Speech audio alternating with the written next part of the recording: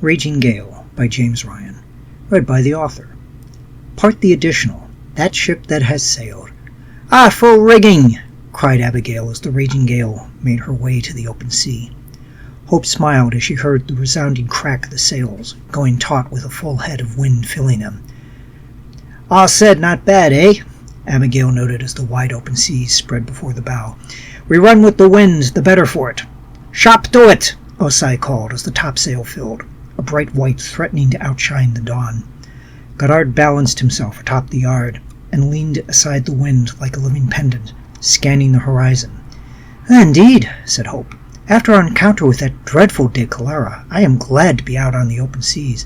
"Aye, indeed, and with him no longer coming after us, we are free to truly become a force upon the waves." "For more good than ill, I hope," said Surgeon Samuels, after he cleared his throat. "Ah, you'd rather me be de Fang surgeon?" Abigail asked with a mischievous smile.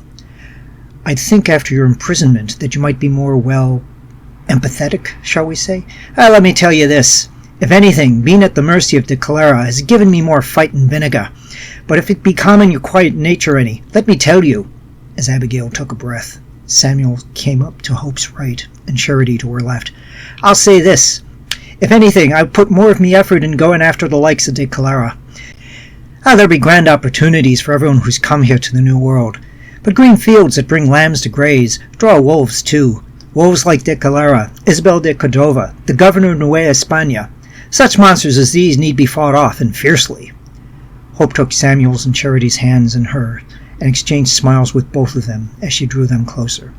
"And if it be for the sake of the brave New World, for the good folk who come here, that I will pray especially hard upon them. I will sail forth and find such wicked and horrible people. And when I find them, when we have them in our sights, we—" "What the hell?" asked Jenny, as she came out of the bathroom, drawing in closer the blanket she wore. Sean looked up and said, "Hey, you were in there a while, just waiting for you." "Oh, where the hell's the remote? I don't see it. Did you accidentally bring it in with you in the blankets?"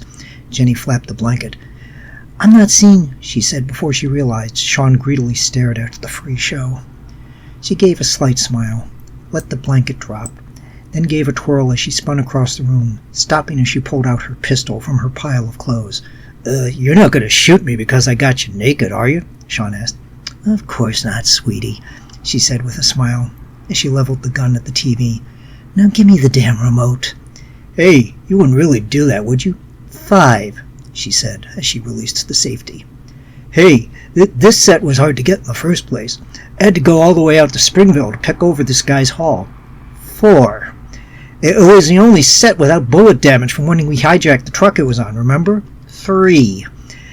And you know how much I had to bribe the guy for the hookup? How many cases of whiskey I needed to get access chips installed in with all those channels?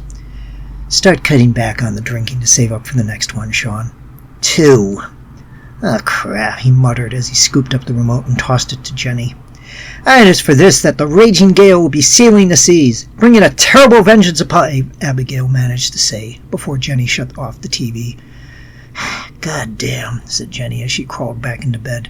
"I just really hate what they did to the book in that movie."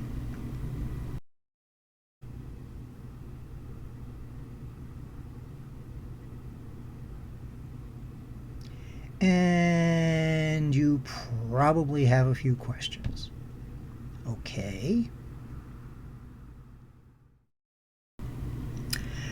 The novel Raging Gale started off back in 2008 as a challenge project, primarily to see what would happen if I could serialize a work online via a personal web page. It was a different kind of project for me, writing an entire book while learning how to do online layout at the same time. Because this was done at a time when the old rules about publishing were being challenged, it made sense that this would be a story based around folks who would break all the rules, and so Abigail Sanders and her pirate crew became the focus of the work. Come 2011, I felt comfortable enough with my skills that I started a second novel, Red Jenny and the Pirates of Buffalo. This was also a work with pirates, but where Raging Gale was a historical adventure set in the Caribbean of old, Red Jenny was a near future racked by climate change, set on the border between two antagonistic countries, the falling on hard times United States and the ascendant Canada. It's a work about consequences and what it means to ignore the problems you face and have to deal with the mess that your choices brought about. In terms of choices, when I finished Raging Gail, I left it up online as a freebie to share.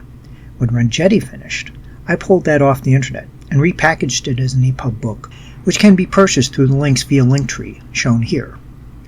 I did this crossover on my site in 2011 to introduce the audience for each work to the other, and if you're a fan of these readings, I hope you'll consider giving the other novel a try. Thank you for taking this moment with me, and indulging me in this. The next chapter for Raging Gail itself will be posted shortly today, and if you're in a forgiving mood and want to keep up with new chapters as they get posted, please subscribe to the channel and click the bell icon for notification when pieces go up, and if you can, give Red Jenny a try too. Thank you.